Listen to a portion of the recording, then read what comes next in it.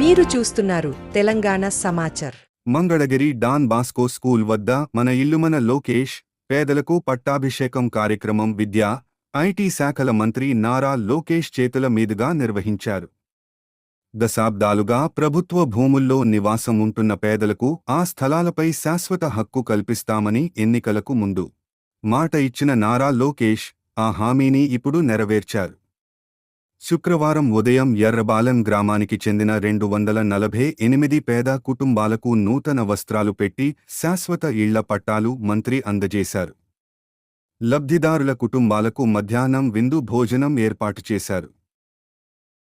జీవితంలో మనం తీసుకున్న కొన్ని నిర్ణయాలు మన్నే మార్చేస్తుంది. 2019లో నేను ఒక నిర్ణయం తీసుకున్నాను. నాకు పరిచయం లేని నియోజకవర్గంలో పోటీ చేయాలని. ఆ నియోజకవర్గం పేరే మంగళగిరి. ఆనాడు అతి తక్కువ సమయం ఉన్నందుక నేనేంటో మీకు అర్థం లేదు, మీ సమస్యలు ఏంటో నేను తెలుసుకోలేకపోయా. నేను వచ్చిన 20 రోజులకి ఎన్నికలు అయిపోయినాయి. 5300 ఓట్లతో ఆనాడు నేను ఓడిపోయిన రోజు బాధ కలిగింది. రెండో రోజు నుంచి ఆ బాధ ఆవేదన నాలో కసి పెంచింది. ఇంకా కష్టపడాలి, మంగళగిరి ప్రజల మనసు గెలుచుకోవాలి, ఏ మెజార్టీ అయితే ఓడిపోయినా దాని పక్కన ఒక 0 పెట్టుకుని గెలవాలి అనే లక్ష్యంతో ఓడిపోయిన మరుసటి రోజు నుంచి నేను మీకోసం పనిచేశాను. తెలుగుదేశం పార్టీ నాయకత్వంతో దాదాపు 26 సంక్షేమ అభివృద్ధి కార్యక్రమాలు మంగళగిరి ప్రజల కోసం మేము చేస్తాం జరిగింది. మీకు ఆరోగ్యం బాగాలేకపోతే ఎన్టీఆర్ సంజీవిని పేరుతో మంగళగిరిలో ఒక క్లినిక్, తాడేపల్లిలో క్లినిక్, దుగ్గరాలకు ఒక మొబైల్ క్లినిక్ పెట్టి ఉచితంగా చికిత్స కాదు మందులు కూడా ఈ రోజు కూడా మేము ఇస్తున్నాం. ఎక్కడన్నా నీటి సమస్య ఉంటే వాటర్ ట్యాంకర్లు పెట్టి నీళ్లు తోలాం.